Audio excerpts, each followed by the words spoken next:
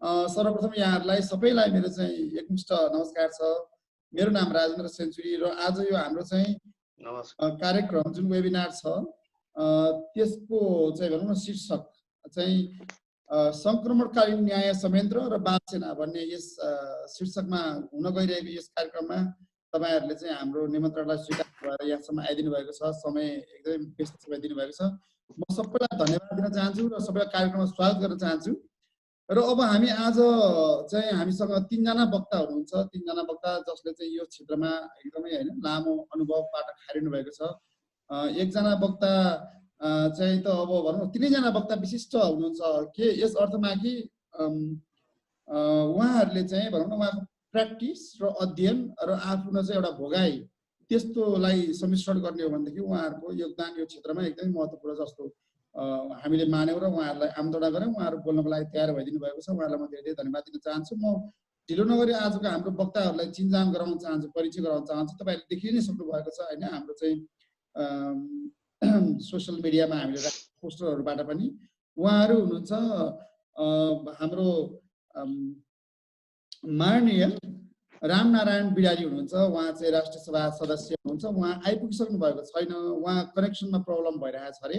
एकछिनमा उहाँ हामीसँग जोडिनुहुन्छ र उहाँ पोलिटिशियन हुनुहुन्छ हैन तपाईहरुलाई थाहा नै होला। र अर्को वक्ता हामीसँग हुनुहुन्छ मञ्चला झा।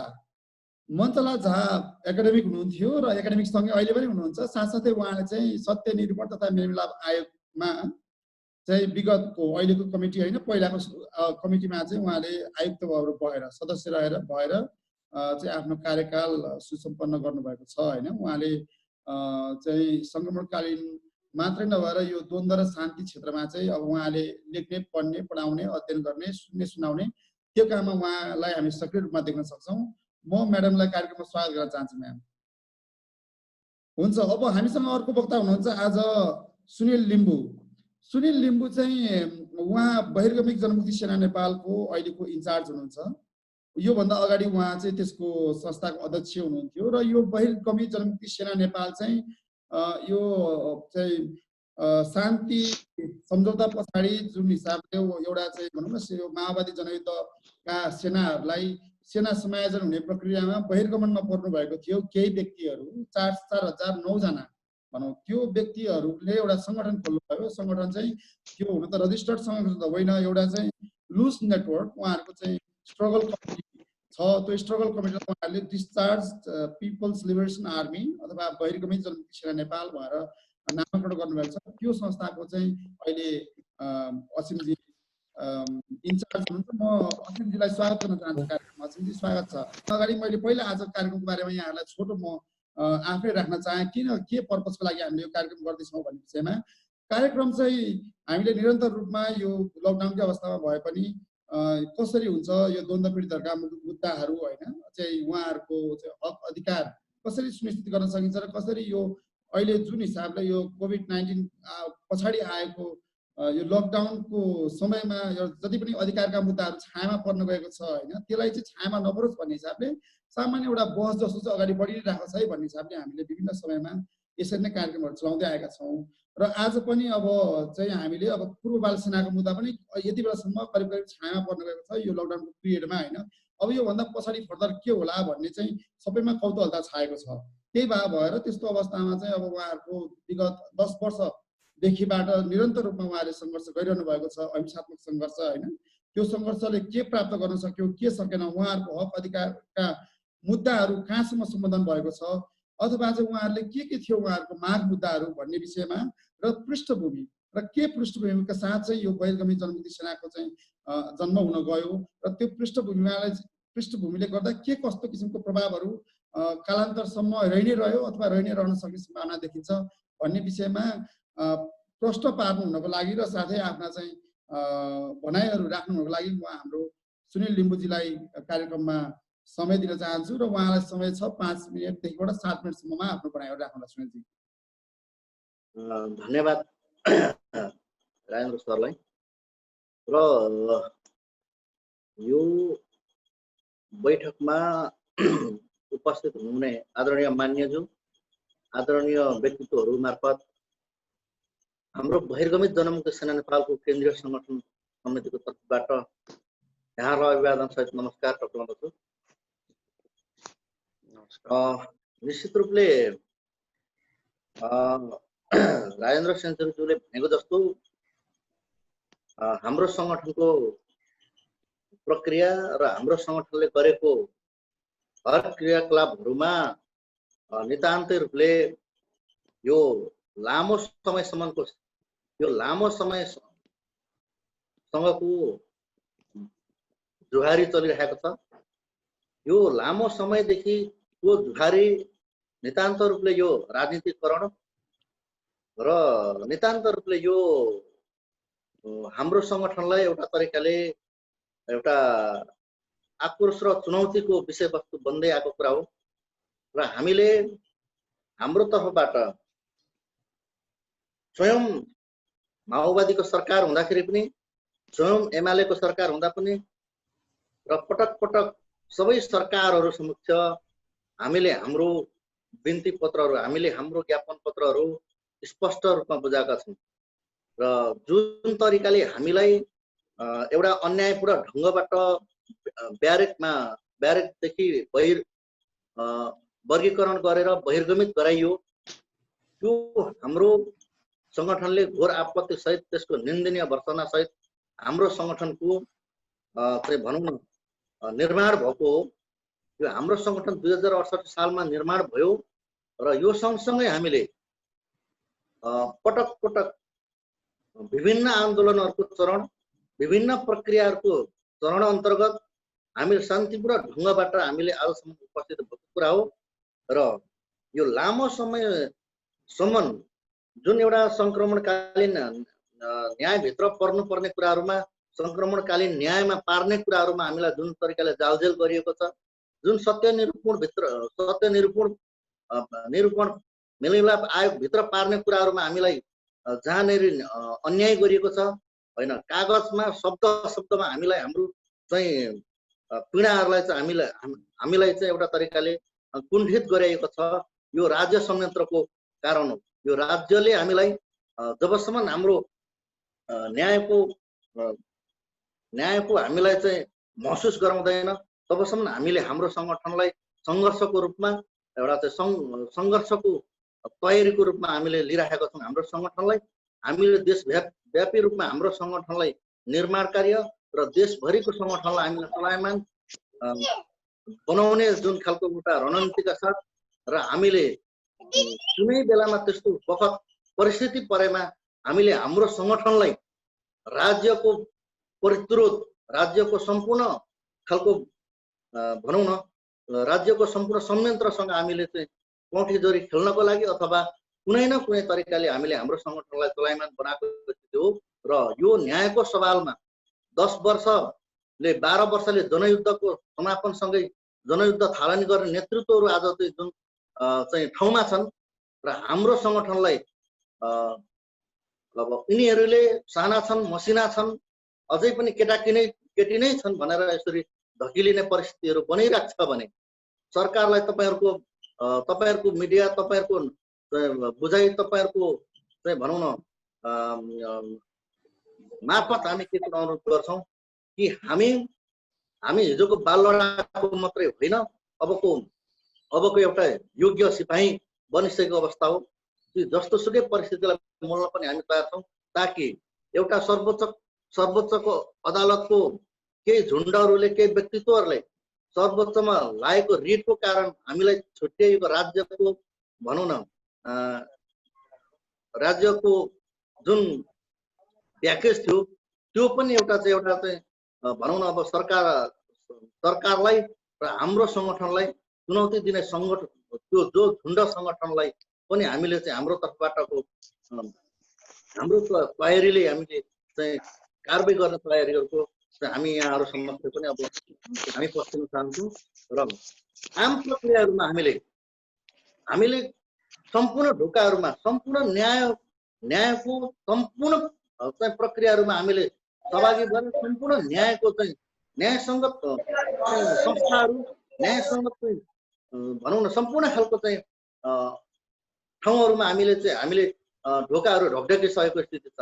हामीले हाम्रो सम्पूर्ण खालको प्रक्रियाको बारेमा हामीले चाहिँ उहाँहरूलाई चाहिँ हामीले पूर्ण रूपले जानकारी दिएको अवस्था छ कि हामीले अबको अलावा हामीले कुनै एक्सन बाहेकको अर्को कुनै अब हामीसँग अर्को रूप नभएको स्थिति पनि यहाँहरूमा सरकार समक्ष ध्यान आकर्षण गराउन चाहन्छौँ।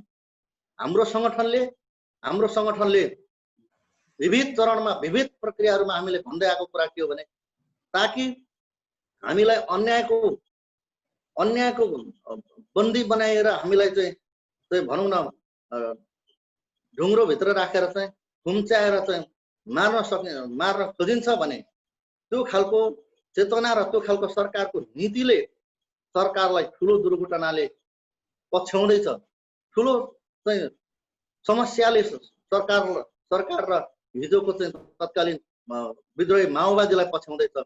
त्यो हो हाम्रो शान्तिपूर्ण प्रक्रियाको हाम्रो चाहिँ अंशले त्यो अन्यायपूर्णको त्यतिखेरको लक्ष्य लिनेछ भन्ने कुराहरू पनि यहाँहरू मार्फत सरकार समक्ष पेश गर्दछौँ। हैन, हामीले हाम्रो प्रक्रियामा जुन तरिकाले हामीलाई ठिक ढङ्गले समायोजनको प्रक्रिया लिनु पर्थ्यो, ठिक ढङ्गले समायोजनको निर्णय गर्नु पर्थ्यो, ठिक ढङ्गले हाम्रो व्यवस्थापनमा हामीलाई चाहिँ सहभागी गराउनु पर्थ्यो। यो अन्यायपूर्वक चाहिँ सेना समायोजनको प्रक्रियामा चाहिँ जुन तरिकाले अगाडि बढायो कि शान्ति सम्झौताको पहिलो हिस्साको समायोजनको चाहिँ बाधक चाहिँ बहिर्गमित लडाकु अथवा बाल सेना क्याम्पमा बसिराख्नु नै चाहिँ यो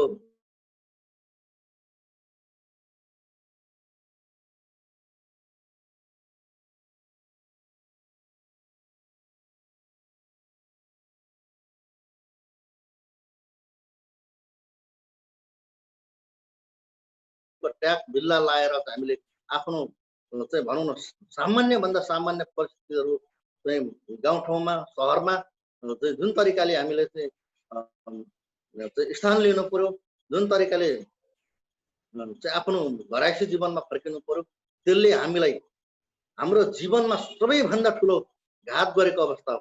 हाम्रो जीवनमा सबैभन्दा ठुलो घात गर्ने त्यतिखेरको तत्कालीन सरकार, त्यतिखेरको तत्कालीन माओवादी, त्यतिखेरको समायोजनको प्रक्रियामा लागि पर्ने कमरेड वर्षमान पुन अहिले अनन्तजु कमरेड हुनुहुन्छ, उहाँ त्यतिखेर सैनिक प्रमुख हैन, उहाँहरूले हामीलाई जुन तरिकाले चाहिँ गरिरहेको छ र त्यतिखेरको तत्कालीन सरकार प्रमुखहरूले गरिरहेको छ, यसले कि हाम्रो विषयमा हाम्रो समस्या समाधानको लगानी उनीहरूले पारेर लुकेको हुनुपर्छ, होइन भने एउटा न एउटा समस्या समाधानको पाठ्यपुस्तकमा उहाँहरू किन आउनु हुन्न, यसको जवाब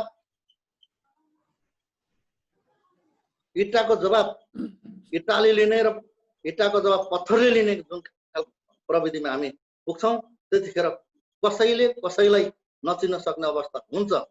अहिले जो हरकतहरू आइरहेको छ, जो चाहिँ भनौँ न चप्पल जुत्ता झापटको मात्रै जुन खालको चाहिँ कारबाहीहरू, जुन खालको हात उठाउने काम भइरहेको छ, भोलि नेतृत्वहरू र कोही माथि हैन त्यतिखेरको परिस्थितिमा चाहिँ अब भनौँ न गोली नै उठ्ने सम्भावना, बन्दुक नै उठ्ने सम्भावनाको उहाँहरूलाई चाहिँ के अरे सम्भावनामा उहाँहरूको जीवन कसरी चल्छ, यो कुरामा हाम्रो समस्याको समाधानको निमित्त उहाँहरूलाई सचेत गराउन चाहन्छौँ कि संक्रमणकालीन न्यायको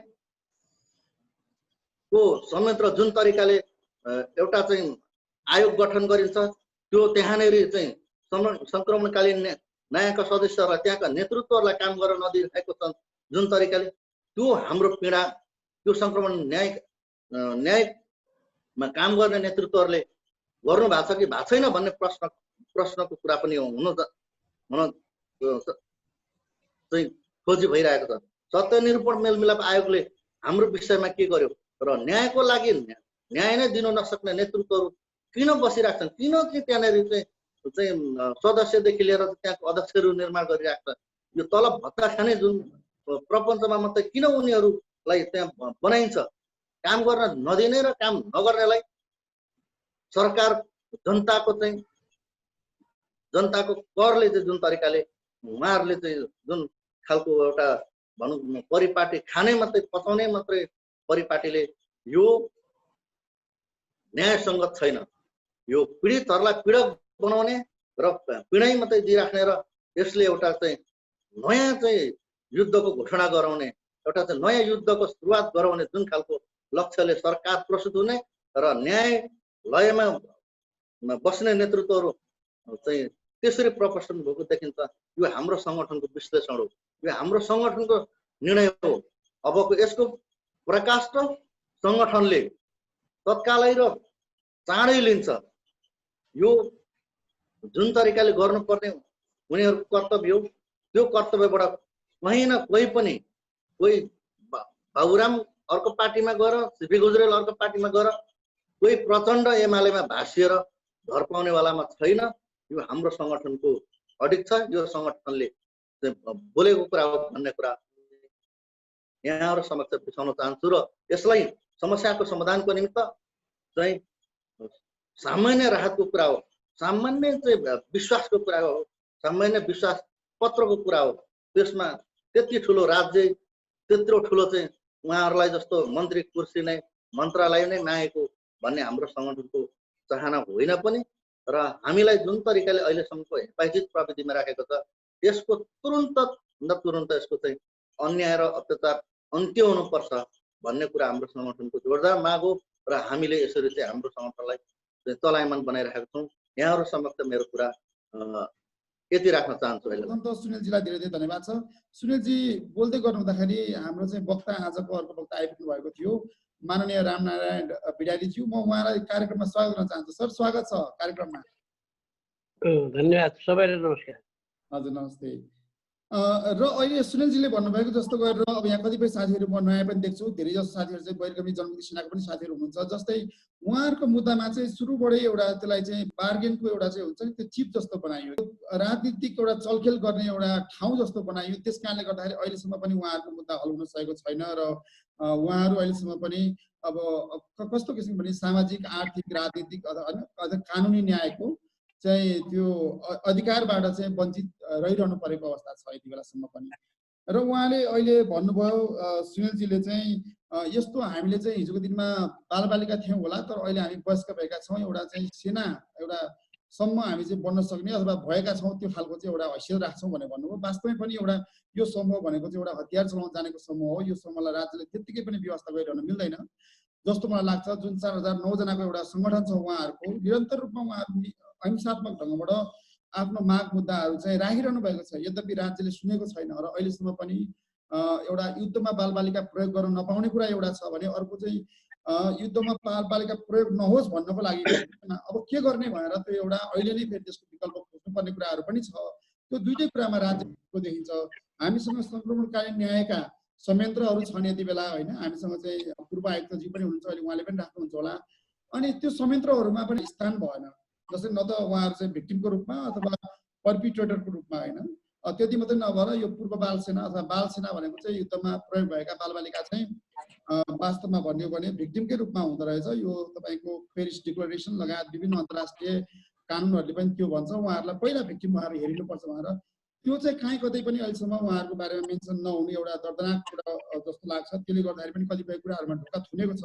अघि सुनिलजीले भन्नुभयो उहाँको चाहिँ त्यो जुन छुट्याइएको थियो उहाँहरूलाई रकम 2-2 लाखको दरले, उसको बाबुरामको पालामा जब चाहिँ टोपबहादुर रायमा शान्ति मन्त्री हुनुहुन्थ्यो, त्यतिखेर 2-2 लाखको दरले पूर्व बाल सेना अथवा पूर्व बहिर्गमित जनमुक्ति सेनालाई चाहिँ दिने भनियो। तर त्यो रकमको लागि सर्वोच्चमा रिट परेर त्यो चाहिँ कैयौँ पटक, अहिले 40औँ पटक भन्दा पनि बढी चाहिँ त्यसको सुनवाई सरिसकेको अवस्था छ, होइन? त्यसको मतलब त यो के देखियो भन्दा पनि राज्यले चाह्यो भनेदेखि चाहिँ तुरुन्तै, जस्तै अस्ति को हेरौँ हामीले घटना, वैशाख 14 को पनि घटना हेर्न सक्छौँ। त्यो सर्वोच्चको आदेश, होइन? कसरी आयो, कुन हिसाबले आयो भनेर चाह्यो भने उसले तुरुन्त फैसला पनि दिइहाल्ने, चाहेन भनेदेखि चाहिँ तपाईँको त्यसलाई चाहिँ पेन्डुलम जस्तो गरेर झुन्डाएर राखिदिरहने, त्यस्तो खालको एउटा प्रकृति छ, होइन? त्यो चाहिँ अब तपाईँको किनभने न्यायालय पनि, सामान्य न्यायालयलाई चाहिँ अब हामीले सर्वोच्च अदालतलाई त्यसो भन्दाखेरि अब त्यो सायद अब मानहानि पनि हुनसक्छ होला, त्यो भन्न पनि मिल्दैन होला। तर एउटा न्यायालय जस्तो चिजले पनि चाहिँ त्यसरी पटक पटक चाहिँ कुनै मुद्दालाई सारिरहनु भनेको एउटा अन्यायपूर्ण जस्तो लाग्छ। त्यसले गर्दाखेरि पनि धेरै कुराहरू चाहिँ हुन सकेको छैन। अब यही विषयमा र यिनै विषयमा र उहाँहरूको हक अधिकार कसरी सुनिश्चित गर्न सकिन्छ होला, कसरी टिआरसी को ऐन अब जुन चाहिँ रिफर्म हुने अवस्थामा छ होइन, किनभने त्यो ऐन अगाडि संशोधन नभएसम्म अब यो अगाडि बढ्न सक्ने अवस्था छैन। भिक्टिमहरूले लगायत धेरैले त्यो चाहिरहेको अवस्था पनि हो। त्यो हो र के छ भन्दाखेरि पनि त्यो चाहिँ अब प्रक्रियामा छ र त्यसको लागि त्यो आयोगमै बसेर काम गरेर आउनु भइसकेको हाम्रो म्याडम हुनुहुन्छ मञ्चला झाजी। म उहाँलाई चाहिँ आफ्ना भनाइहरू 7 मिनटको समय लिएर राखिदिनुको लागि हार्दिक अनुरोध गर्दछु। धन्यवाद। नमस्ते।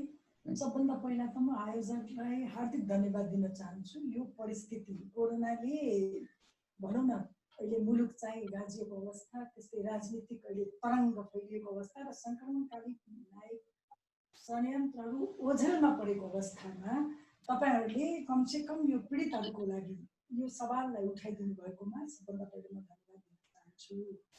अब यदि हामी द्वन्द्वको कुरा गर्ने हो अथवा युद्धको कुरा गर्ने हो भने द्वन्द्वकालमा अथवा युद्धकालमा कुनै पनि बालबालिकालाई 18 वर्ष मुनिका बालबालिकालाई प्रयोग गर्ने निषेध छ राष्ट्रमा। त्यो अन्तर्राष्ट्रिय मानव कानुन, अन्तर्राष्ट्रिय मानव अधिकार। अलिक भोइस ठुलो लाउनु पर्यो, सुनिएन।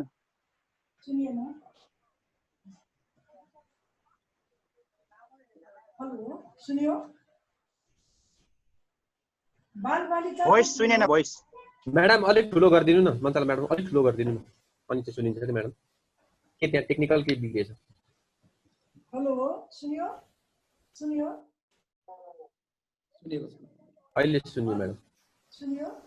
हजुर हजुर सुनिएको छ म्याडम, प्रश्न सुनिएको छ। हुन्छ राख्नु प्लिज। ल, सबभन्दा पहिला म आयोजकलाई धन्यवाद दिन चाहन्छु यो कार्यक्रम तपाईहरुले आयोजन गर्नुभएकोमा। किनभने अहिले मुलुकमा चाहिँ एकतिर कोरोनाको संक्रमण, अर्कोतिर राजनीतिक तरङ्गले गर्दा भनौँ अथवा जुन कारणले भए पनि यो संक्रमणकालीन न्यायिक षड्यन्त्रहरू वास्तवमा के गर्दैछ त्यो पनि जानकारी नभएको अवस्थामा तपाईहरुले पीडितहरूका लागि यो सवालहरू उठाइदिनु भएकोमा अहिले म तपाईलाई धन्यवाद दिन चाहन्छु र मलाई पनि बोल्ने अवसर दिनुभएको। वास्तवमा भन्नुपर्दा विश्व परिप्रेक्ष्यमा र नेपालको सन्दर्भलाई जोडेर हेर्दा पनि द्वन्द्व जहाँ पनि भएको छ, युद्ध जहाँ पनि भएको छ त्यहाँ बालबालिकाको प्रयोग भएको अवस्था देखिन्छ। यद्यपि द्वन्द्वको नियम अनुसार अन्तर्राष्ट्रिय मानव अधिकार सम्बन्धी कानुन, अन्तर्राष्ट्रिय मानवीय कानुन, बाल अधिकार सम्बन्धी महासन्धिहरूको हामीले कुरा गर्दा बालबालिकाहरूको प्रयोग द्वन्द्वमा हुनु हुँदैन, वास्तवमा निषेध छ।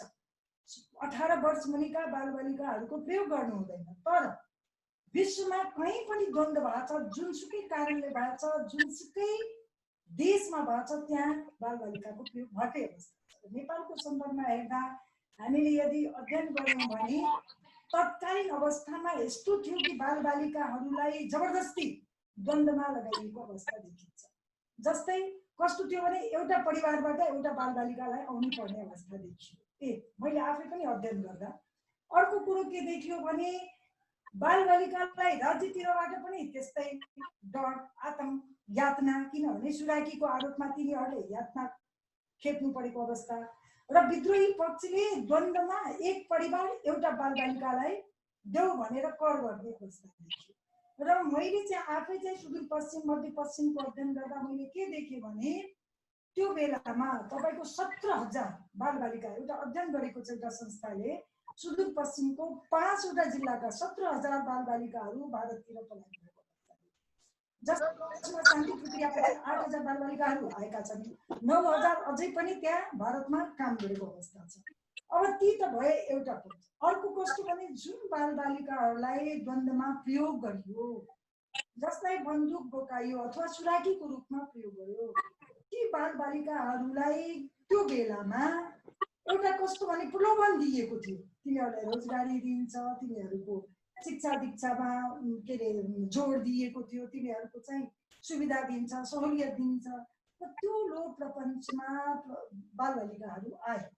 अब आइसकेपछि आएपछि के भयो भने अनमिलले जब ती बालबालिकाहरू भनौँ यो अनमिललाई जब बोलाइएको थियो नेपालमा यो सेना समायोजनको सन्दर्भमा, र त्यसपछि हामी कहाँ बालबालिकाहरूमध्ये 4,009 को लिस्ट निकालेको थियो, जसमा तपाईको 2973 18 वर्ष मुनिका बालबालिकाहरू थिए। र ती सबैलाई उनीहरूले के भने अयोग्य लडाकु, यो अयोग्य शब्दबाट नै मलाई आफै व्यक्तिगत रूपमा भन्नुहुन्छ भने साह्रै पीडा बोध हुन्छ। किनभने हिजोका दिनमा ती योग्य भए, एउटा पक्षले त्यसलाई योग्य बनाएर प्रयोग गरे र अन्यले चाहिँ त्यसलाई अयोग्य भन्यो। अयोग्यको सट्टा बरु अपरिपक्व शब्द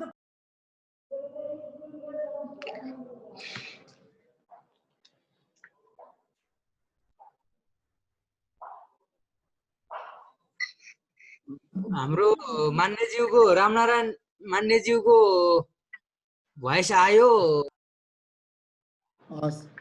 होइन म्याम बरु म्युट भएछ।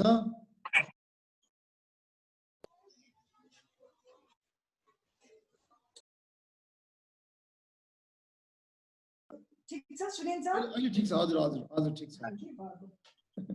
नेपालको शान्ति प्रक्रियाको अनुगमन गर्नका लागि जब अनमिन नेपालमा बोलाइयो र अनमिनले जब त्यो शिविरमा अनुगमनको कार्य सुरु गरेको थियो 2066 माघ 10 मा, ती शिविरमा 4009 बाल सेनाहरूलाई के बहिर्गमित गर्ने अवस्था आयो। त्यसलाई चाहिँ योग्य छैन भनेर अयोग्यको बिल्ला भिराइयो है।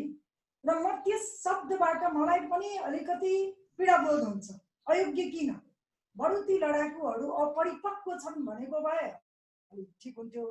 तर अयोग्य भनिदिएपछि तिनीहरूको मानसिक यातना पनि भोगेको अवस्था देखेँ मैले। र त्यसले गर्दा विक्षिप्त परेको अवस्था ती बाल सेनाहरू, र ती बाल सेनाहरू मध्ये 12-13 जना त मलाई लाग्छ आत्महत्याकै बाटो रोज्नु भएको अवस्था पनि देखिएको छ। विभिन्न अध्ययनहरूले देखाएको छ र म आफै पनि त्यस विषयमा अध्ययन गर्दा मैले पाएँ। र त्यसमा पनि 2973 जना त 18 वर्ष मुनिका थिए हैन। र तिनीहरूलाई कस्तो भयो भने तत्कालीन विद्रोहीले पक्षले 12,000 जति रुपियाँ दिएर र अनमिनले पनि 10,000 जति दिएर उनीहरूलाई चाहिँ फुलमाला दिएर गएको अवस्था देखियो। र ती त्यही बेलाको यदि तपाईँले भिडियोहरू हेर्नुहुन्छ अथवा त्यो बेलाको तपाईँले के अरे रेकर्डहरू हेर्नुहुन्छ भने त्यो रिसको आवेगमा आएर बाल सेनाहरू, बाल लडाकु सेनाहरू त्यो मालालाई पनि चुरेर फालेको अवस्था देखियो। किनभने त्यो आक्रोश थियो युवाको। अब हिजोको अवस्थामा तिनीहरू बालबालिका थिए, अहिले चाहिँ युवा भइसकेको अवस्था देखिन्छ। अब एउटा पक्ष त मैले सुरुमै भने बाल सेनाको प्रयोग युद्धमा गर्नु हुन्थ्यो कि हुँदैन थियो। यो यदि अन्तर्राष्ट्रिय कानुन, अन्तर्राष्ट्रिय मानव अधिकार सम्बन्धी कानुन, बाल अधिकार सम्बन्धी महासन्धिहरू जसमा नेपाल पनि रेक्टिफाई गरेको अवस्था छ, त्यसलाई हेर्दा वास्तवमा युज प्रयोग गर्नै हुँदैन थियो एउटा कुरा। तर विश्वको कुनै पनि मुलुकमा जहाँ पनि द्वन्द्व भएको छ, जुनसुकै कारणले द्वन्द्व भएको छ, ती सबै मुलुकमा बालबालिकाहरूको प्रयोग भएको छ र हाम्रो मुलुकमा पनि भएकै अवस्था देखिन्छ। अब ती बालबालिकाहरूको प्रयोग भयो, एउटा त्यो त्यहाँ मैले देखेँ त्यो गर्नु हुँदैन थियो, एउटा त त्यो गल्ती भइसक्यो। अर्को चाहिँ जब प्रयोग भइसकेका बालबालिकाहरूलाई अयोग्य भनेर बहिर्गमित गरिदिने र तिनको भविष्यको बारेमा केही न राज्यले सोच्यो न विद्रोही पक्षले सोच्यो। र ती बालबालिकाहरू जब अहिले युवा भइसकेको अवस्था छ, अहिले भर्खरै त्यो लिम्बुजीले जुन आक्रोश पोख्नु भएको छ, यो आक्रोश उहाँको पीडा हो। वास्तवमा उहाँहरूले कतिसम्म यो पीडा सहने, किनभने पीडितको कुरा जो मान्छे त्यहाँ बसेको हुन्छ त्यसले मात्रै थाहा पाउँछ है। हामी जति भाषण दिए पनि, जति कुरा ठुलो गरे पनि त्यो पीडितको पीडा कति छ, कति उहाँहरूले ठोक्कर खानु भएको छ, राज्य समक्ष कति उहाँहरूले विनती गर्नु भएको छ, तर उहाँहरूको कुरा जुन रूपमा सुन्नु पर्थ्यो, जुन रूपमा तिनीहरूको कुराले सम्बोधन गर्नु पर्थ्यो त्यो गरिएन। त्यो एउटा सत्य कुरो हो। अर्को कुरो के भने शान्ति निर्माण प्रक्रिया जुन शान्ति सम्झौता भयो, विस्तृत शान्ति सम्झौता 2063 मङ्सिर 5 गते, त्यसको तपाईँले बुँदा नम्बर 7, त्यसको बुँदा नम्बर तपाईँले 7.6.1 मा स्पष्ट रूपमा के लेखेको छ भने 18 वर्षीय सो मुनिका केटाकेटीलाई कुनै पनि सैन्य बलमा नलगाउने, यो दुवै पक्षको बीचमा भएको थियो। र यसरी प्रभावित बालबालिकाहरूलाई तुरन्त उद्धार गरिनेछ र तिनीहरूको पुनर्स्थापनका लागि आवश्यक यथोचित सहयोग प्रदान गरिनेछ। यो शान्ति सम्झौता, विस्तृत शान्ति सम्झौताको बुँदा 7.6.1 मा उल्लेख छ। अब सबभन्दा विडम्बना के छ भने शान्ति सम्झौतामा उल्लेखित मुद्दाहरू मध्ये राजनीतिक मुद्दाहरूको सम्बोधन भयो, राजनीतिक परिवर्तन भए, त्यो अत्यन्तै सकारात्मक कुराहरू हुन्। तर पीडितका सवालहरू जिउका त्यौँ नै रहे। अर्थात् हिजोका दिनमा जुन पक्षले आफ्नो ज्यान दिए, आफ्नो परिवारलाई गुमाए, आफ्नो जीवन उत्सर्ग गरे र जुन पक्षले आफ्नो जीवनको कुनै ठेगानै नभए पनि त्यसमा होमिए, त्यसका लागि कसले सोच्ने त? त्यो पहिलो कुरो के थियो भने राज्यले त्यसलाई सम्बोधन गर्नु पर्थ्यो। या त उनीहरूको लागि कुनै चाहिँ व्यवस्था, प्रशिक्षण, तालिम, रोजगारीको व्यवस्था अथवा कुनै प्याकेज, जसरी सेना समायोजनमा जुन जुन व्यक्तिहरू गए लडाकुहरू तत्कालीन, तिनीहरूलाई चाहिँ सेनामा राख्यो, नेपाली सेनामा, बाँकीलाई राहत प्याकेज दिएको थियो। तर ती बिचारा लडाकु जुन बालबालिकाहरू थिए हिजोका, जुन अहिले युवा भन्छन्, तिनीहरूको अवस्था के भयो त हामी सबैलाई थाहै छ। र त्यही कारण हो आज ती युवाहरू आक्रोश भोग्दैछन्। र त्यसपछि यिनीहरूले 2073 जेठमा ती बहिर्गमित जनमुक्ति सेना नेपाल गठन 2068 मा गर्नुभएको थियो होइन तपाईँहरूले? र 73 मा मलाई लाग्छ उहाँहरू चाहिँ सडकदेखि सिंहदरबार, पेरिस डाँडासम्म सङ्क्रमणकालीन न्यायिक आयोगका परिसरमा पुग्दासम्म पनि उहाँहरूको आवाजको कुनै सुनवाई भएन। र एउटा कुरा के प्रश्न छ भने जब राज्यले आफ्नो नागरिकको आवाज सुन्दैन भने ऊ कहाँ जान्छ त? ऊ अन्तर्राष्ट्रिय ढोकाको ढकढकाउँछ। र त्यही अवस्था अहिले देखियो। आज कुनै लडाकु अहिले मन खोज्या मैले बहिर्गमित बाल सेना आज किन जेनेभासम्म पुग्ने अवस्था आयो? त्यो अवस्था किन हामीले आउन दियौँ? त्यसको दोषी को त? ती बाल सेना कि हामी, अर्थात् राज्य? राज्यको ती सन्तानलाई, राज्यको ती नागरिकलाई कसरी सम्बोधन गर्नु पर्थ्यो? त्यो बडो दुःखद पक्ष म देख्छु। र अब आयोगको जहाँसम्म सवाल छ, सङ्क्रमणकालीन न्यायिक आयोग जुन 4 वर्ष मैले त्यहाँ काम गरेँ, त्यसमा पनि हामीले पटक पटक राज्यसँग अनुरोध गऱ्यौँ त्यो ऐनका त्रुटिपूर्ण जुन प्रावधानहरू छ त्यो नसच्याएसम्म सङ्क्रमणकालीन न्यायिक आयोगहरू काम गर्ने अवस्थामा देखिन्न। हिजो पनि गर्न सकेन, आज जुन गठन भएको छ त्यसले पनि गर्न सक्दैन है। किनभने तपाईहरु सबैलाई थाहा छ 2071 फागुन 14 गते सर्वोच्चले गरेको फैसला र त्यो फैसला अनुसार ऐन संशोधन गर्नु भनेर दिएको आदेश, तर फेरि सरकारले त्यसको पुनरावलोकनको लागि गरेको निवेदन र फेरि अहिले भर्खरै सर्वोच्चले फेरि त्यसलाई के गरिदिएको छ भने यो यही कति 27 मा, यो अप्रिल 27 मा त्यो सदर गरिसकेको छ कि सङ्क्रमणकालीन न्यायिक आयोगहरूका लागि जुन ऐन छ यो आम माफीवाला, त्यसमा कुनै पनि प्रकारको कम्प्रोमाइज सम्झौता हुनेवाला अवस्था देखिन्छ। अब यी यावत अवस्थाहरूलाई हेर्दा र पीडित अर्थात् बाल सेनाहरूको अवस्थालाई हेर्दा कसरी सम्बोधन गर्न सकिन्छ? यसको लागि मध्यमार्ग के हुन सक्छ त? यो त हाम्रो नेताजीहरूलाई, राजनीतिक दलहरूलाई सोच्नु पर्ने। र मलाई कस्तो लाग्छ भने उहाँहरू जुन पटक पटक झकझकाउनु भयो बाल सेनाहरूले, त्यो बाल सेनाको कुरा यदि सुनिदिएको भए वास्तवमा उहाँहरू आज अन्तर्राष्ट्रिय ढोकासम्म पुग्ने अवस्था थिएन। त्यसैले आफ्नो नागरिकको कुरा तपाईँ सुन्नुहुन्न भने त्यो अवस्था के हुन्छ? कति चर्चामा आयो हिजोको दिनमा, हेर्नु हेरको कुरा आयो। यद्यपि म त्यस कुरामा जान चाहन्न, किनभने हामी चाहिँ रोम विधानमा सिग्नेचर गरेको, रेक्टिफाइड गरेको मुलुक होइन। तैपनि यस्ता कुराहरू किन बेला बखत? हाम्रो मुलुकको सबभन्दा भिडम्बना के छ भने हामी कुनै इस्युलाई गिजोल छौँ पनि, त्यो इस्युलाई कसरी चाहिँ समाधान गर्ने त्यो भन्दा पनि गिजोल्ने अवस्थामा पुगिन्छ। यही अवस्था यो सङ्क्रमणकालीन न्यायिक अवस्थामा देखियो। र यो सङ्क्रमणकालीन न्यायिक संरचनाहरू त वास्तवमा 6 महिनामै गठन हुनुपर्ने थियो नि। त्यसमा भएको ढिलाइ, त्यसलाई नदिएको ऐन र कानुनहरू, त्यसलाई नदिएको संरचनालाई चाहिने उपलब्ध संसाधनहरू नदिएर नै ती आयोगहरू फेलियर भएको अवस्था।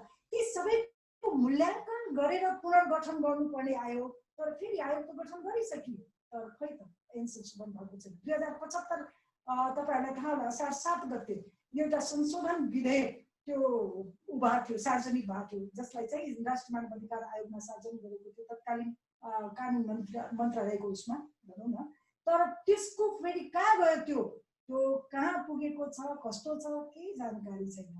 त्यसैले म फेरि के नम्र निवेदन गर्न चाहन्छु भने अन्तिममा यो द्वन्द्व राजनीतिक परिवेशमा भएको द्वन्द्व, राजनीतिक जगमा भएको द्वन्द्व, जबसम्म राजनीतिक दलहरूमा इच्छा शक्ति हुँदैन जबसम्म राजनीतिक दलहरू यसप्रति अर्थात् पीडितको न्यायप्रति सजग हुनुहुन्न अथवा उहाँहरूलाई न्याय दिने उहाँहरूको मानसिकतामा जबसम्म परिवर्तन हुँदैन, जबसम्म उहाँहरूमा दृढ इच्छा शक्ति हुँदैन, तबसम्म सङ्कलनकालीन न्याय आयोगहरूले पार गर्ने अवस्था देख्दिनँ।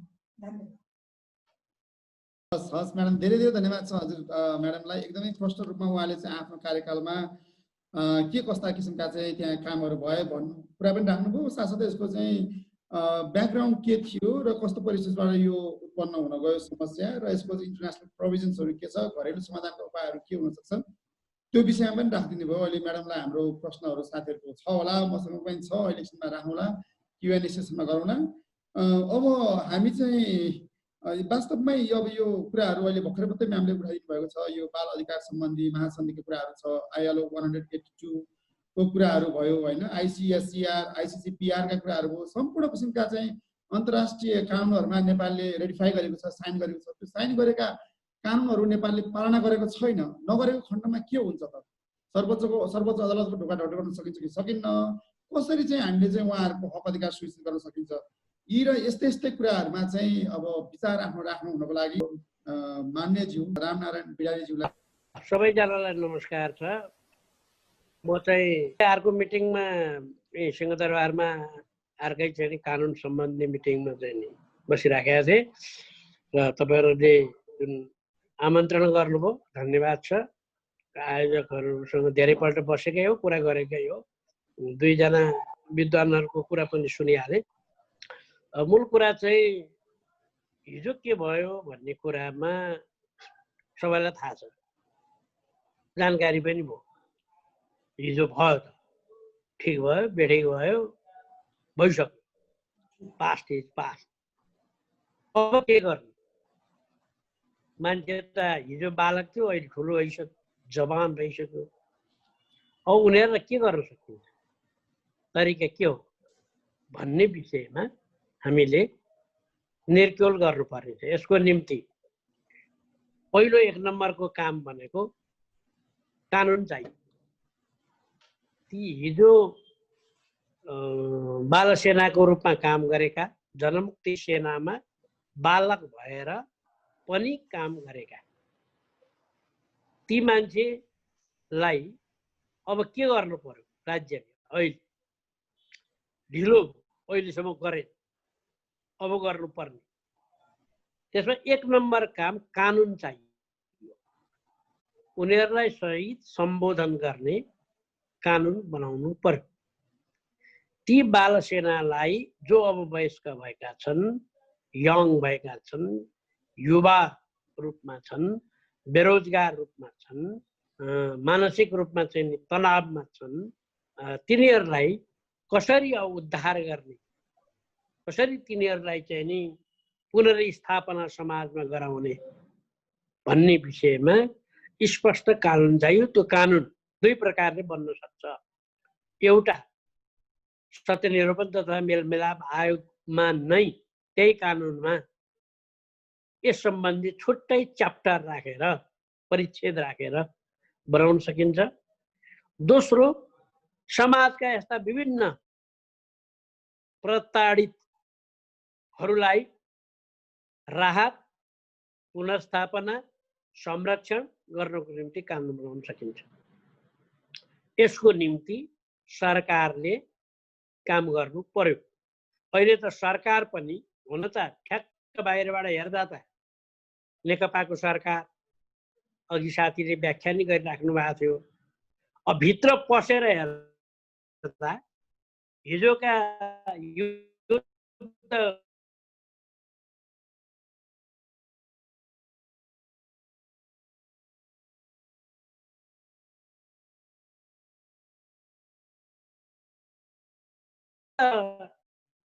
छलफल गर्नु पर्यो, कुरा गर्नु पर्यो। त्यस अनुसार अघि भन्नुभएको थियो झा म्याडमले,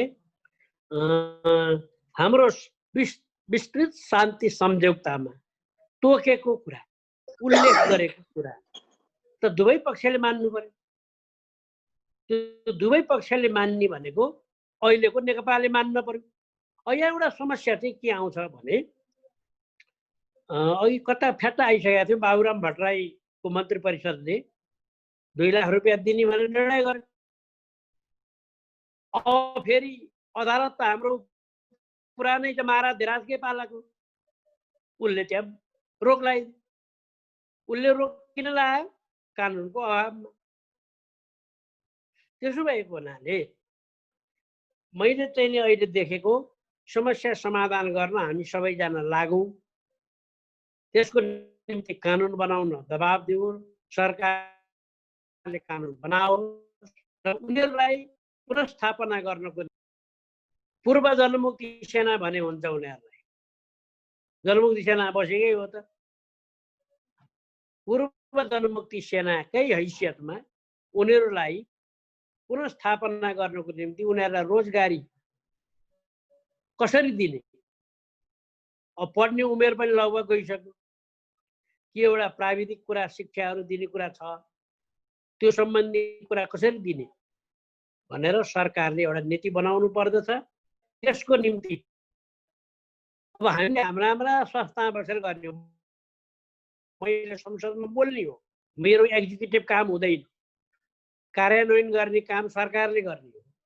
अब टिआरसीमा बस्ने साथीहरूले, आयोगमा बस्ने साथीहरूले सरकारलाई सिफारिस गर्ने, रेकमेन्डेसन गर्ने, यसो गर, छिटो गर, ढिलो नगर, यो काम सम्पन्न गर भन्ने हो। गर्ने त फेरि सरकारले हो।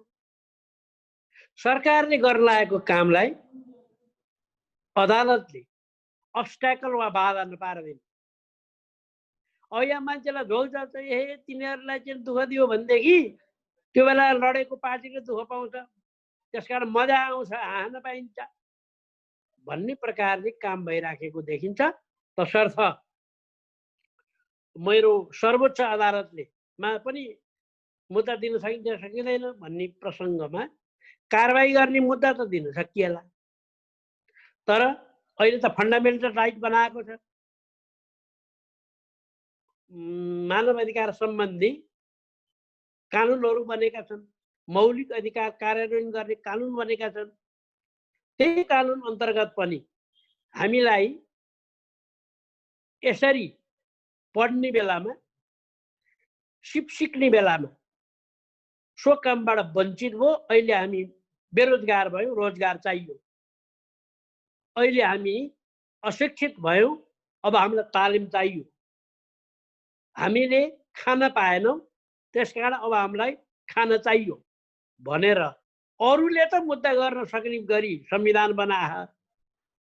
अब पूर्व जनमुक्ति सेनाले त्यो गर्न नसक्ने भन्ने हुँदैन, सर्वोच्च अदालतमा मुद्दा गर्न सकिन्छ। अब विभिन्न सन्धिहरूलाई, महासन्धिहरूलाई, सम्मेलनहरूलाई, अन्तर्राष्ट्रिय महासन्धिहरूलाई पनि साभार गरेर, हवाला दिएर, त्यसलाई उल्लेख गरेर पनि यो कुरा कार्यान्वयन गराउन सकिन्छ। त त्यो बाटोमा जानको निम्ति तपाईको अहिले जो आयोजक हुनुहुन्छ उहाँहरूले चाहिँ नि प्रोग्राम बनाएर आउनु पर्यो। मैले मेरो ड्युटी, अरू साथीहरू जो जो जहाँ जहाँ हुनुहुन्छ भएका आफ्ना ठाउँबाट आफ्ना ड्युटी गर्नु पर्यो। यसरी काम गरेर गयो भने हामीले काम गर्न सक्छौँ। त्यसको निम्ति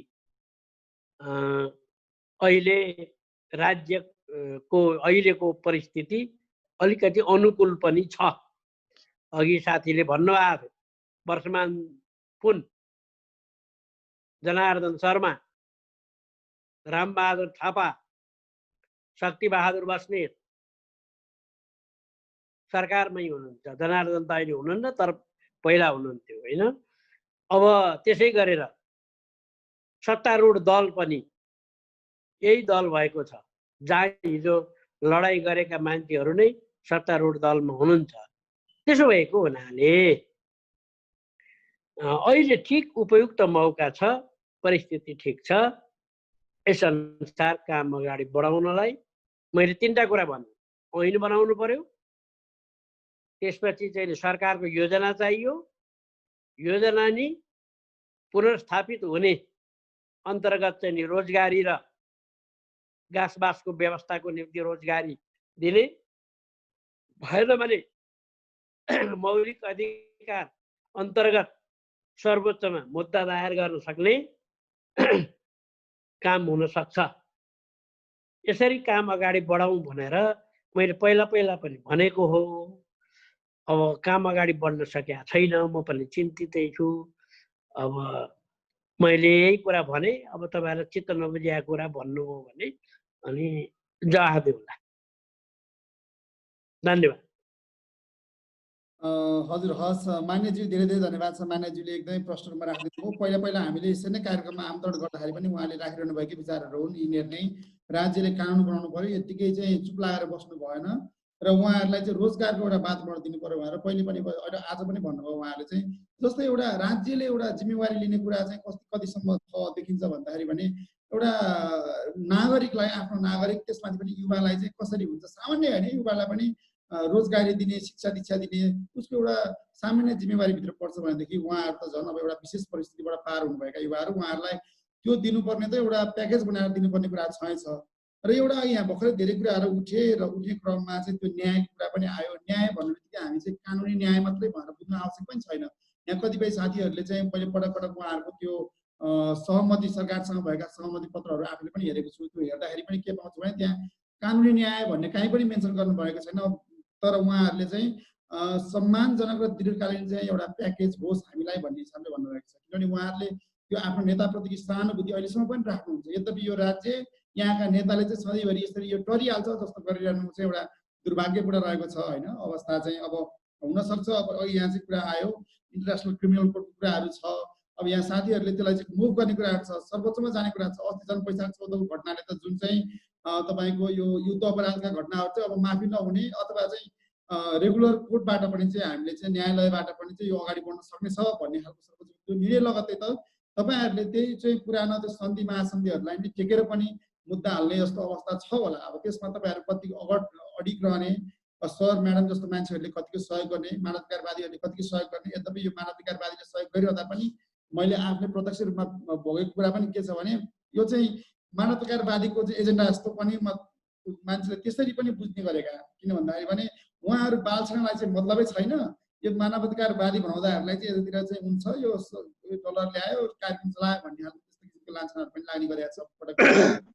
त्यो चाहिँ हामीले चाहिँ कस्तो छ भने उहाँहरू नै हो यसको चाहिँ मूल त्यो चाहिँ मुख्य यो भन्छ नि फ्रन्ट लाइनमा हिँड्ने मान्छेहरू चाहिँ तपाईँहरू नै हो। यहाँ बाल पूर्व के अरे अब जनमुखी सेनाका अथवा चाहिँ बहिर्गमी जनमुखी सेनाका साथीहरू हुनुहुन्छ, उहाँहरू नै हो।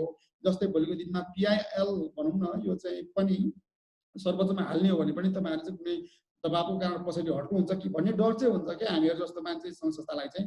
त्यसबाट तपाईँहरूले मुखरित गर्दै जाने हो आफ्नो मुद्दालाई र यस क्रममा साथ र सहयोग दिने चाहिँ हामीहरू छैछौँ भन्ने कुरा मेरो पनि त्यसमा मैले राख्न चाहेँ।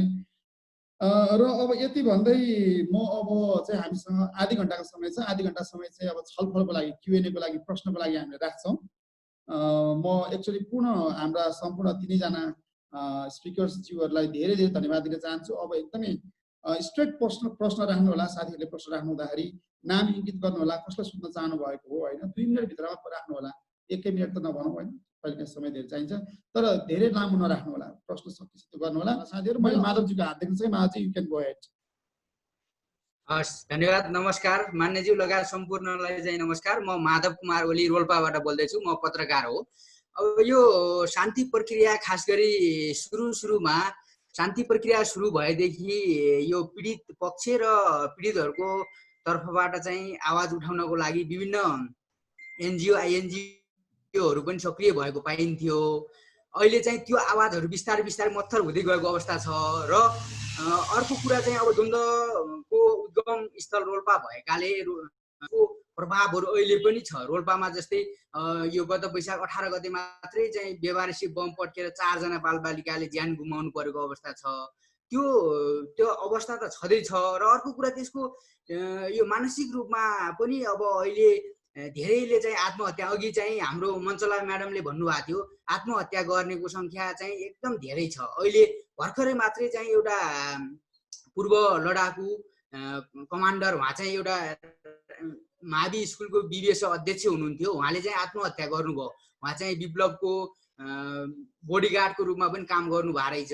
उहाँ जस्तो मान्छेले चाहिँ आत्महत्या गरेपछि यहाँ चाहिँ पुरै तरङ्ग मचिएको थियो र यस्ता क्रमहरू चाहिँ अहिले रोकिएको अवस्था छैन। आत्महत्या गर्ने सम्मको र फेरि पनि विद्रोहमा जाने, फेरि विप्लव लगायतको जुनसुकै पार्टीले चाहिँ विद्रोह गर्न चाहन्छ उहाँहरूले साथ दिएर फेरि पनि मार्ने र मर्न चाहिँ पछि नपर्ने अवस्था आएको छ। त्यसैले त्यसतर्फ तत्कालै अब अहिलेको सरकारको अवस्था हेर्दाखेरि चाहिँ अब यो पीडितहरूतर्फ यो सङ्क्रमण न्यायकालीन न्याय प्रक्रियालाई टुङ्ग्याउने भन्दा पनि कुर्ची जोगाउने र फेरि पनि अब चाहिँ अनावश्यक कामहरूतर्फ चाहिँ बढी ध्यान दिएको देखिन्छ। र अर्को कुरा जुन शान्ति प्रक्रियाको सम्झौता गर्ने दुई पक्ष थियो तत्कालीन माओवादी र काङ्ग्रेस, त्यो शक्तिहरूको बिचमा पनि अहिले त्यस्तो तालमेल भएको अवस्था छैन। माओवादी त झन् अहिले नेकपामा गइसकेपछि झन् यो मुद्दालाई झन् ओझेलमा परेको अवस्था छ। त्यसैले अघि मान्यज्यूले पनि भन्नुभयो अब यो नीति नियमहरू बनाउने कुराहरू, यी कुराहरूले चाहिँ तत्कालै चाहिँ तीव्र रूपमा अगाडि बढाएर यसलाई चाहिँ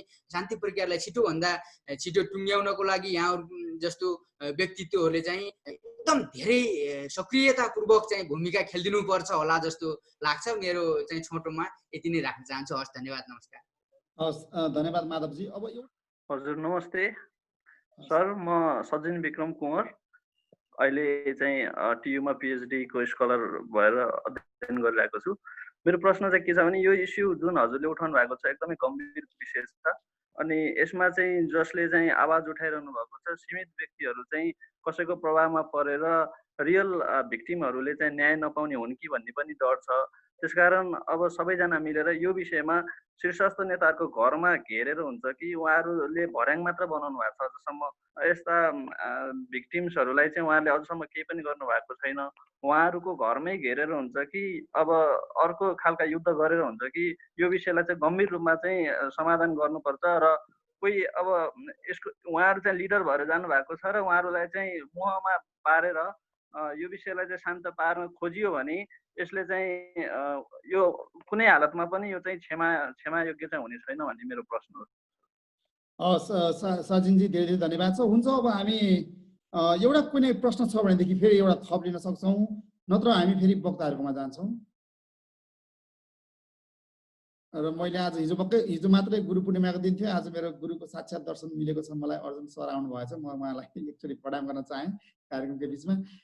हुन्छ, नत्र भनेदेखि हामी वक्ताकोमा जाउँ। वक्ताजीहरू हुन्छ, म्याडम सर जसले राख्नुभयो पनि हुन्छ, अथवा हाम्रो साथी सुनिलजी राख्नुभयो हुन्छ। के छ प्रदीपजीबाट एउटा प्रश्न ल्याउँ, त्यसपछि हामी जाउँला। प्रदीपजी ल छोटोमा सर्टमा राखिदिनुहोस्, तपाईँ के छ?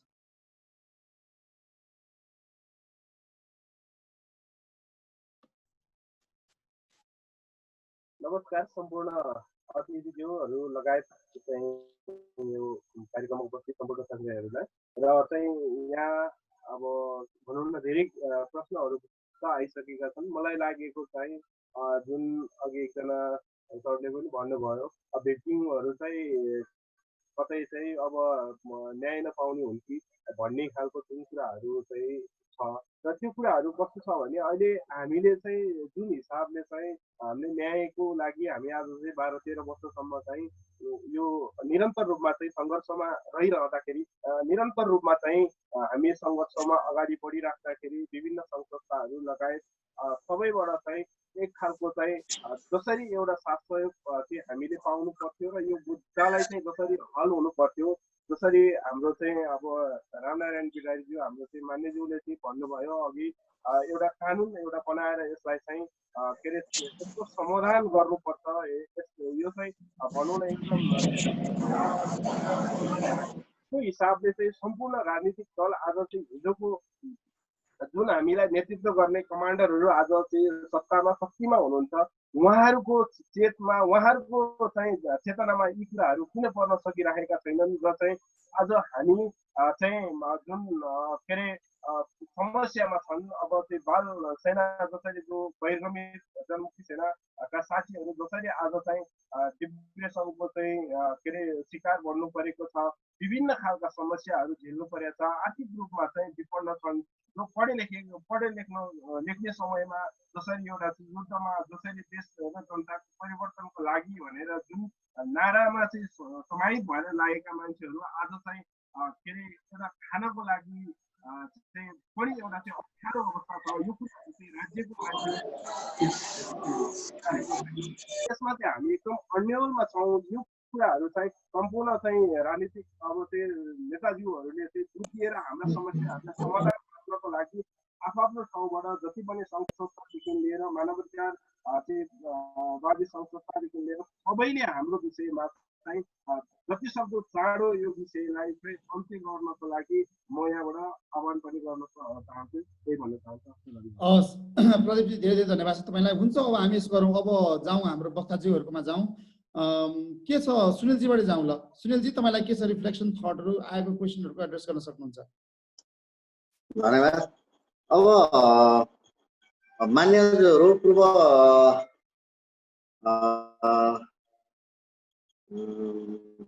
न्यायिक मामिलाका नेतृत्वहरूबाट पूर्णतया कुरा आएकै हुन्। विगतमा पनि मान्यज्यूहरूबाट विगतमा पनि चाहिँ आयोगको नेतृत्वदायी भूमिका खेल्ने सम्पूर्ण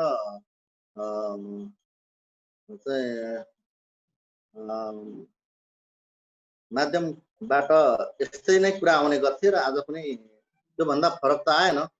तर यहाँहरू सबै साथीहरू र मान्यज्यूहरूलाई म के भन्न चाहन्छु भने छुटेको कुरा के हो भने बाबुराम भट्टराईबाट मात्रै राहतको प्याकेज घोषणा भएको होइन कि अहिलेका प्रधानमन्त्री ओली पूर्व पहिलोचोटि अथवा यो भन्दा अघिल्लो सेसनमा प्रधानमन्त्री भएको बेलामा पनि 73-74 को बजेटमा पनि जो उहाँको मन्त्रीमण्डल र त्यतिखेर हुने तत्कालीन मन्त्रीमण्डल र चाहिँ संसदीय कोषबाटै छुटेको बजेट हो। त्यो चाहिँ लगातार अहिले 40-45 चोटि सर्वोच्चमा यो चाहिँ सार्वजनिक सरकारको विषय भएकोले गर्दाखेरि सार्वजनिक चाहिँ के अरे विषयमा प्रवेश भएको मुद्दाको कारणले गर्दाखेरि जो मुद्दा हाल्ने जो रातमा मुद्दा हाल्ने चाहिँ भनौँ न एउटा झुन्ड समूहले पनि पीडितको न्यायोचित भित्र राखेर चाहिँ के अरे चाहिँ अदालतले चाहिँ पीडितको दायराभित्र पर्नुहुन्छ भने उहाँहरूको पक्षमा फैसला गरिदिए हुन्छ भनिसकेको स्थितिमा पनि अथवा सरकारले सबै खाले कागजपत्रदेखि लिएर हाम्रो पीडितको संगठन बहिर्गमित जनमुक्ति सेना नेपालको तर्फबाट पनि सम्पूर्ण खालको कागजपत्र पनि सर्वोच्च अदालतलाई अथवा न्यायालयलाई सरकारले र हामी सरकारवाला चाहिँ संगठनले पनि बुझाइसकिएको हुँदाखेरि पनि सर्वोच्चले अब चाहिँ हाम्रो पक्षमा निर्णय गर्न नसक्नुको पछाडि निर्णय नगर्नुको पछाडि वैकल्पिक कारण के हुन सक्छ त? जुन सरकारले नै छुटाएको अहिलेको जुन नेकपा सरकार अहिले त्यतिखेर त तत्कालीन अवस्थामा दुईवटा थिए र अहिले त एकै छन्। यो बेलामा पनि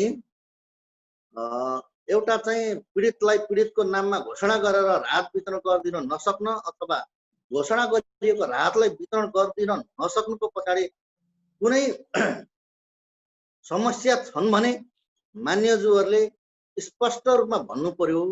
मान्यज्यूहरूले स्पष्ट रूपमा यो प्रति गम्भीर ध्यानाकर्षण गराइदिनु पर्यो र पटक पटक मान्यज्यूहरूसँग भेटेको बेलामा कुरा पनि गरेको हो र सम्पूर्ण चाहिँ अहिलेका तत्कालीन मन्त्रीज्यूहरू र विभिन्न चोटिमा पूर्व मन्त्रीज्यूहरूलाई पनि भेटेर यो विषयमा हामीले ध्यानाकर्षण गराएको स्थिति हो र आम साथीहरू प्रति ध्यानाकर्षण गराउन चाहन्छु र हामीले सबै खालको विकल्पहरूलाई हामीले प्रयोग गरेको छौँ जस्तो लाग्छ मलाई। तर हामीलाई जुन सत्य निरूपण मेलमिलापमा पनि टच नगराउनुको पछाडि अथवा चाहिँ संक्रमणकालीन न्यायभित्र पनि हामीलाई नपार्नुको पछाडि अथवा कुनै पनि न्यायालयहरूमा जुन आयोगहरू गठन गरिन्छ यहाँ पनि हामीलाई नउठाउनुको पछाडि यसको पराकाष्ठ यसको चाहिँ पछाडि के हुन सक्छ भन्ने कुरा चाहिँ मैले रामनारायण मान्यज्यूलाई पनि यो मेरो प्रश्न चाहिँ गर्न चाहन्छु भन्ने कुराहरू पनि यिनै हुन्। हस् असीमजी, हस् धेरै धेरै धन्यवाद छ असीमजीलाई। अब यस गरौँ, अब असीमजी तपाईँले भन्नुभएको कुरा सरहरूले एड्रेस गर्नु नै हुन्छ होला। मैले पनि यसमा थोरै मेरो रिफ्लेक्सन राख्न चाहेँ यति बेला। मेरो चाहिँ मलाई के लाग्छ भन्दाखेरि पनि एउटा यो माओवादी लिडरसिपमा चाहिँ एउटा के देखियो जस्तो लाग्छ, मेरो आफ्नो पर्सनल एनालिसिस हो यो, सत्य नहुन पनि सक्छ। मैले आफूले अध्ययन गरे अनुसार मलाई के लाग्छ भने जुन हिसाबले उहाँले चाहिँ यो चाहिँ तपाईँहरूको मुद्दा चाहिँ होइन तपाईँहरूलाई भिक्टिमको क्याटेगोरीमा राख्ने हो भनेदेखि, किनभने त्यो कानुनी सम्मत हुनु पर्यो, कानुनबाट चाहिँ तपाईँहरूलाई भिक्टिम हो भन्नु पर्यो, अनि भिक्टिम हो भन्ने बित्तिकै फेरि उहाँले चाहिँ कम्प्लिकेसन्स आउला कि फर्दर भन्ने एउटा जुन त्रास छ त्यो सरासर एउटा भ्रममा हुनुहुन्छ उहाँ जस्तो लाग्छ माओवादी नेताहरू चाहिँ यति बेला। मलाई लाग्ने किन भ्रममा भन्दाखेरि भने जब अन्मिनले नै भेरिफाई गरिसकेको छ होइन, अन्मिन चाहिँ एउटा चाहिँ अब आधिकारिक एउटा अन्तर्राष्ट्रिय होइन।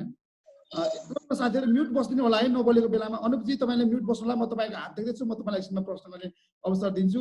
अनि मैले फेरि जोड्न चाहेँ, अब त्यसरी चाहिँ तपाईँको अन्तर्राष्ट्रिय राष्ट्रिय सबैतिर एउटा स्टडीहरूले र एउटा चाहिँ अन्मिन जस्तोले चाहिँ भेरिफाई गरेर तपाईँहरूलाई बाल सेना हो अथवा तपाईँहरू चाहिँ माइनर्स हो रेक्रुटेड त्यो बेलामा भन्ने हिसाबले त्यो 2973लाई भनिदिइसके पछाडि अब फेरि पनि उहाँहरूलाई चाहिँ भिक्टिमको क्याटेगोरीमा राख्ने हो भनेदेखि हामीलाई अप्ठ्यारो पर्छ कि कतै उहाँहरू सोध्नु भनेको त्यो मूर्खता हो, उहाँहरूले नबुझेको हो, त्यो बुझाउन आवश्यक छ होला जस्तो मलाई लाग्छ।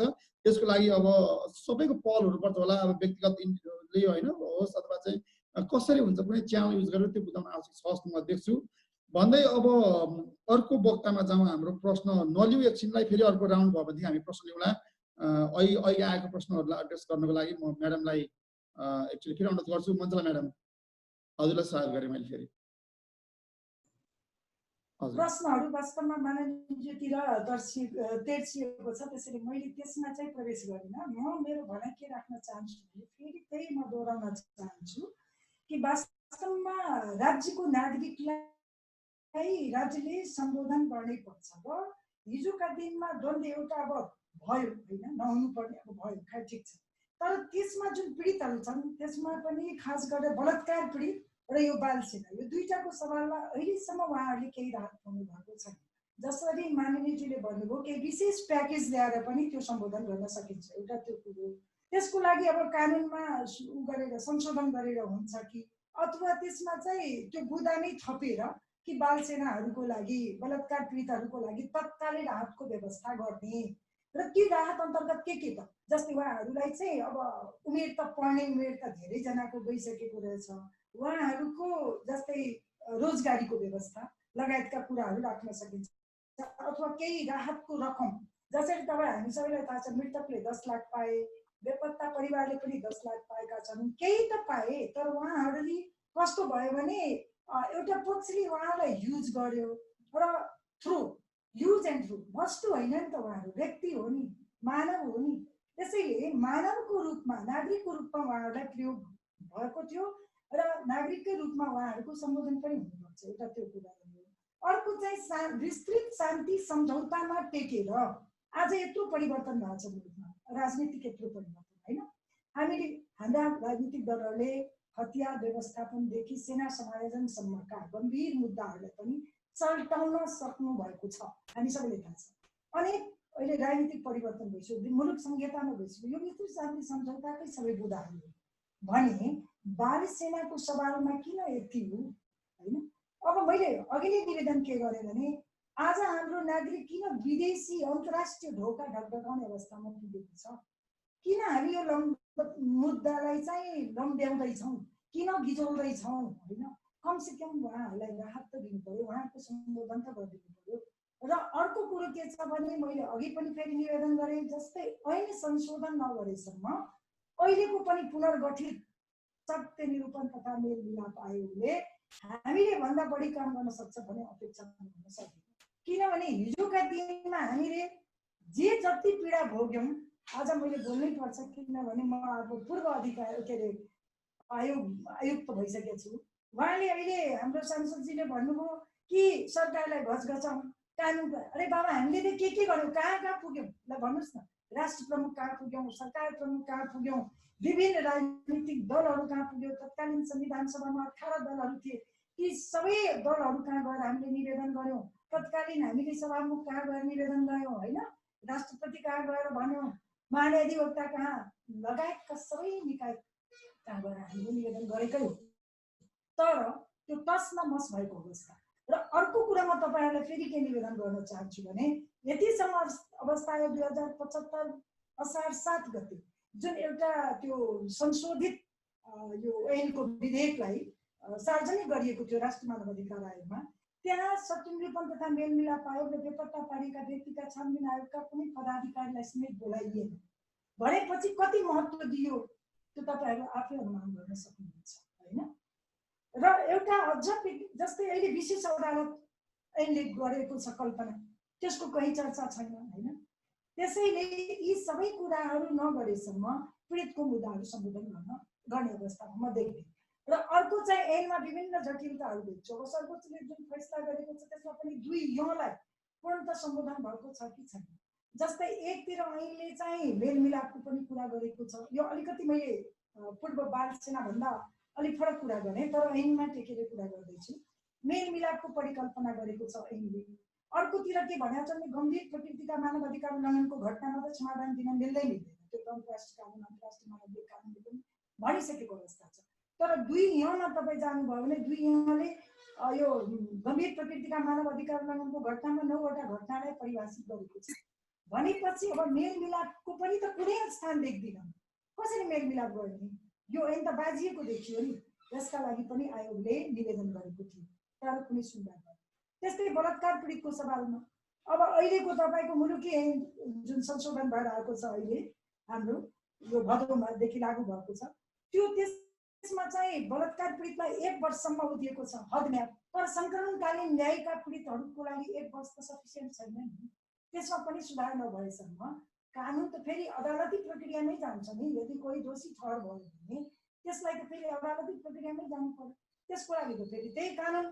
लागू हुन्छ यी सबै यावत प्रश्नहरू छन् जसलाई सम्बोधन गर्नुपर्ने आवश्यकता म देख्छु र त्यो नगरेसम्म अहिले गठित अथवा पुनर्गठित भनौँ आयोगले पनि काम गर्ने अवस्थामा देख्दिनँ यद्यपि गठन भएको छ हामी भन्दा धेरै योग्य हुनुहुन्छ होला राम्रो काम गर्नुहोस् भन्ने शुभकामना दिन चाहन्छु तथापि मैले देखेका यी ल्याकिङहरू जसलाई चाहिँ राज्यले सम्बोधन गर्नुपर्ने र बाल सेनाको सन्दर्भमा फेरि पनि म एकचोटि यहाँ माननीयजी हुनुहुन्छ भने माननीयजीले धेरै कुरा राखिसक्नु भएको छ र उहाँहरूको इच्छा शक्ति दृढ इच्छा शक्ति मात्रै होइन है दृढ इच्छा शक्ति जबसम्म हुँदैन यो संक्रमणकालीन न्याय यो संरचनाहरूले गर्ने काम पार्लामेन्टले देख्दैन किनभने एउटा कुरा के भन्न चाहे भने विश्वको द्वन्द्वलाई हेर्नुहोस् कहीँ जातीय द्वन्द्व भएको छ कहीँ रङ्गभेदको द्वन्द्व भएको छ कहीँ तपाईको सम्पत्तिको अधिकार खानीमाथिको अधिकारको लागि द्वन्द्व भएको छ तर नेपालको द्वन्द्व विशुद्ध राजनीतिक मुद्दालाई लिएर भएको द्वन्द्व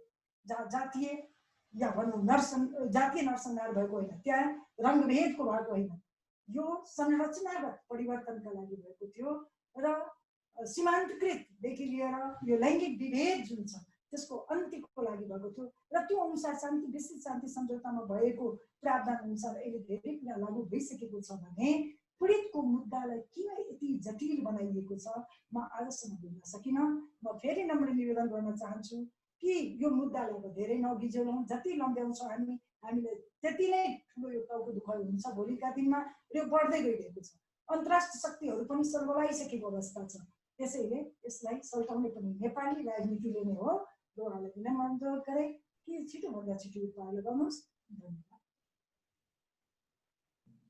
हस् म्याडम धेरै धन्यवाद छ वास्तवमा एकदमै धेरै wide range of issues cover गरिदिनु भयो म्याडमले मैले यो दुईजना कुराहरू हुन त अब यो पर्सनल भेटघाटमा पनि कुराकानी गर्न सकिन्छ होला म्याडमसँग जस्तै अघि एमनेस्टी यो रिकन्सिलिएसनकै कसरी प्रमोट हुन्छ त भन्नुभएको थियो अब त्यो कन्डिसनल एमनेस्टीहरूको कुरा नि रहेछ विदेशतिरको केसहरू हेर्दाखेरि र यो अलिकति रेस्टोरेटिभ टाइपको जस्टिस चाहिँ युज गर्यो भनेदेखि यो अलिकति सहज हुने रहेछ यो भन्ने चाहिँ अहिलेको थप अध्ययनहरू र यो ट्रेडिसनल जस्टिसको डिस्कोर्स अब एकाडेमिक डिस्कोर्स चाहिँ अगाडि बढ्ने क्रममा अहिले टिजे भएर हामी त जुन 4वटा पिलर्स छन् हामीले भन्दै आएको हेर्दै आएको त्यसमा मात्रै अडिक भयो भनेदेखि चाहिँ समस्या समाधान रहन्छ त्योभन्दा फर्दर गएर नन जुडिसियल मेजर्सहरूलाई अलिक बढी प्राथमिकता दिएर एमनेस्टीहरूका कुरा फर्गिभनेसका कुराहरू अपोलोजिसका कुराहरूलाई दिनुपर्ने चाहिँ मैले मेरो आफ्नो पर्सनल उसले चाहिँ मैले फरक प्रसङ्गमा आयो तर यसको हामीले थप कुराकानी गरौँला म्याडम अरू कुरा चलाउँला यसको विषयमा छुट्टै एउटा आवश्यक देख्छु म पनि यीहरू विदेशकालमा चाहिँ जेलमा जानु परेको हामीले देखेका छौँ यो हाम्रो नेताहरूले पनि यसरी टरिहाल्छ भनेर सधैँभरि यसरी पेन्डिङमा राखिरहने हो भनेदेखि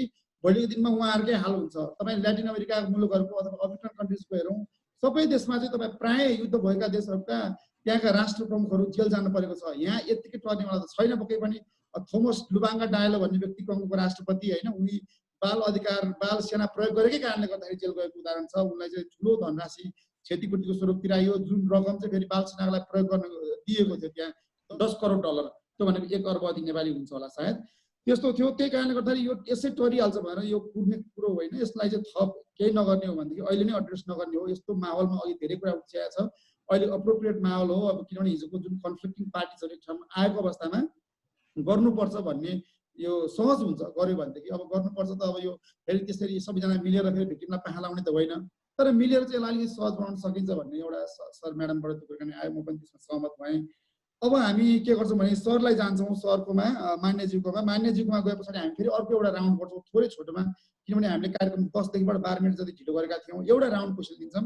यहाँ म हाम्रो भागीराम सर पनि देख्न सक्छु। भागीराम सरलाई मैले अहिलेबाट नै अनुरोध गरेँ, उहाँको केही जिज्ञासा फिडब्याक प्रतिक्रियाहरू छन् होला सायद, पक्कै पनि उहाँलाई पनि समय यसो मिलाएर के राखिदिनु हुनको लागि कार्यक्रममा अझै शोभा बढ्ने थियो। त्यति भन्दै म अब सर हाम्रो मान्य रामनारायण बिडारीज्यूलाई आफ्नो चाहिँ आएका प्रश्नको जवाब र थप केही भएमा राखिदिनु हुन हार्दिक अनुरोध गर्छु। हजुर। खास त्यस्तो जवाफ आएको छैन, के अरे प्रश्न आएको छैन। जिज्ञासाहरू केही छन्, केही चाहिँ नि दुखेसोहरू छन्, केही चाहिँ नि अलिकति चाहिँ नि मैले त गरे हो अरूले गरेनन् भन्ने खालका कुरा छन्। यो सबै कुरा के हो भने 6 महिनाभित्र गर्नुपर्ने कुरा यो। विस्तृत शान्ति सम्झौता भएको 6 महिनाभित्र नै यो कुरा थालेर टुङ्ग्याउनु पर्ने। अब विस्तृत शान्ति सम्झौतामा भएका राजनीतिक दलहरूले विस्तृत शान्ति सम्झौतालाई पालना गर्नुपर्ने। विस्तृत शान्ति सम्झौतामा भएका राजनीतिक दलहरू भनेको अहिले पनि छन्, कोही सत्तामा छन्, कोही प्रतिपक्षमा छन्। त्यसो भएको हुनाले अब अलिकति समस्या चाहिँ परेको, व्यवहारिक समस्या परेको चाहिँ के हो भने यो कुरो टुङ्गो नलाग्दै माओवादी चाहिँ छिन्न भिन्नमा पुग्यो। माओवादी एकझिक्का हुन सकेन। उदाहरणको निम्ति बाबुराम भट्टराईजी अन्तै हिँडे, विप्लवजी अन्तै, किरणजी अन्तै, अनि समस्या एउटा त्यो पनि हो। अब किन यी सबैजना मिलेर त्यो बेला काम गरे, अहिले ती एउटाले अर्कोलाई प्रतिक्रियावादी भन्छ, के भन्छ, संशोधनवादी भन्छ, मिलेन भन्छ, उसो भन्छ। यो समस्या हो। म अर्को पनि तपाईँहरूले सहयोग गरिराख्नु भएको छ। बाल सेनाका साथीहरूलाई पनि यो बाबुरामको कुरा आयो। मैले बाबुराम व्यक्ति भने, त्यो बेला माओवादीको तर्फबाट बाबुराम प्रधानमन्त्री भयो। बाबुरामलाई पार्टीले भने हो यो कुरा गर भनेर। जति गर्न सक्यो त्यो गरेँ, त्यो पनि लागू भएन। लागू नभएको कुरो मैले फेरि पनि भने, राजाको दासको रूपमा बसेका मान्छे अदालतमा थिए, उनीहरूलाई त्यो कुरो खपिसक्नु भयो। थोरै थियो नि पैसा, खासै केही थिएन।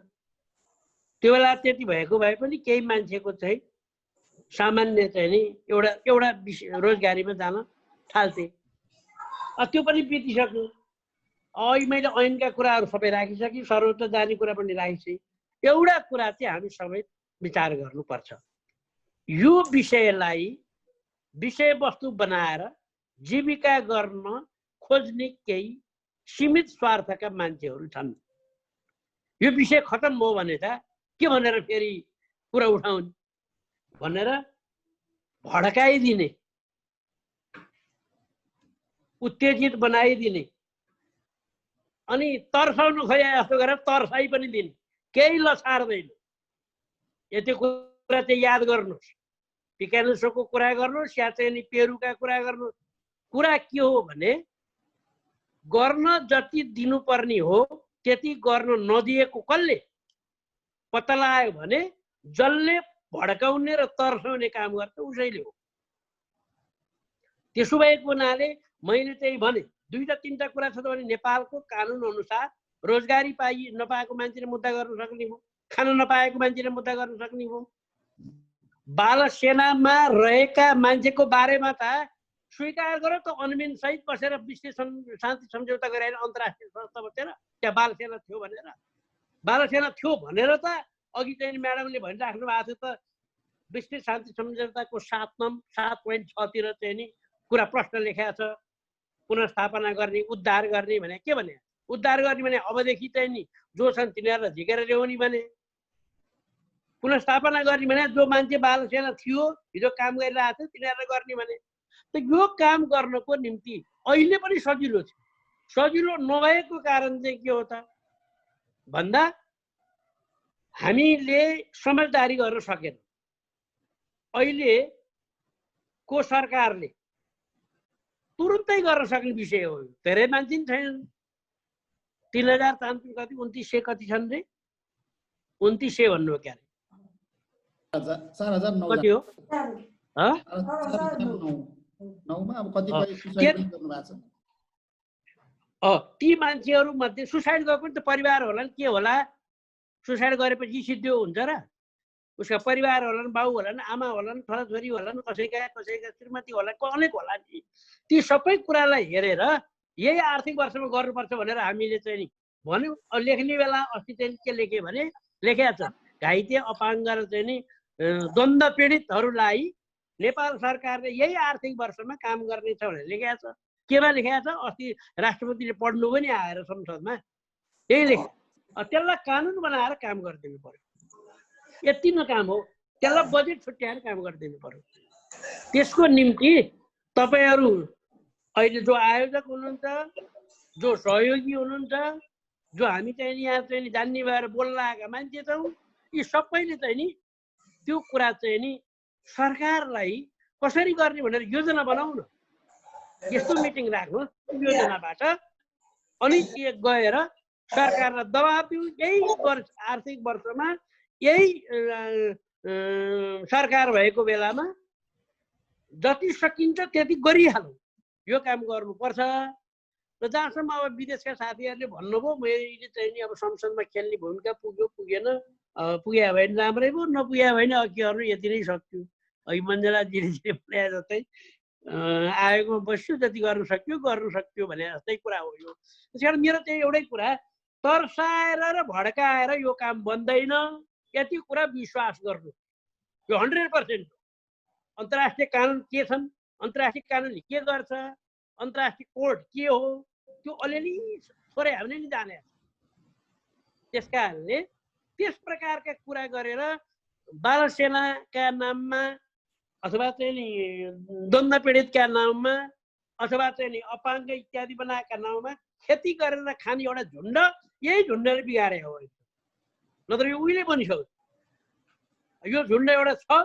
बाहिर बसेको छ अनेक खेलिरहन्छ यसले अहिले पनि युद्ध नभएर पिराले मर्न आएको छ युद्ध भइदियो भने पो मानवाधिकारका कुरा गर्न पाइन्थ्यो युएन बोलाउन पाइन्थ्यो अनमिन बोलाउन पाइन्थ्यो युएन लेखेको काला अक्षरका गाडी गणना बुढाउन पाइन्थ्यो युएन लेखेको कालो अक्षरको गाडीहरूले चाहिँ जहाँ द्वन्द्व हुन्छ त्यो मान्छे के आउँछ त्यो यो प्रकारका कुराले काम हुँदैन यो काम नगर्नको निम्ति सबैजनाले अहिले हामीले जति खर्च गरेका छौँ नि त्यो खर्च गरेको रकमलाई पनि 10 जना चाहिँ 20 जना 30 जना 100 जना 1000 जनामा चाहिँ बालसेनाको पुनर्स्थापन भइसक्यो हामी त्यति पनि गर्दैनौँ त्यसो भएको हुनाले तपाईहरुको कार्यक्रममा बोलाउनु भयो मलाई पनि बोल्ने मौका दिनुभयो तपाईहरुलाई मन नपर्ने कुरा नि भनियो होला मन पर्ने कुरा नि भनियो होला अब म तपाईहरुको कुरा सुन्न भ्याउँदिन किनभने मैले 4:30 भन्नुभएको थियो 4:45 बज्यो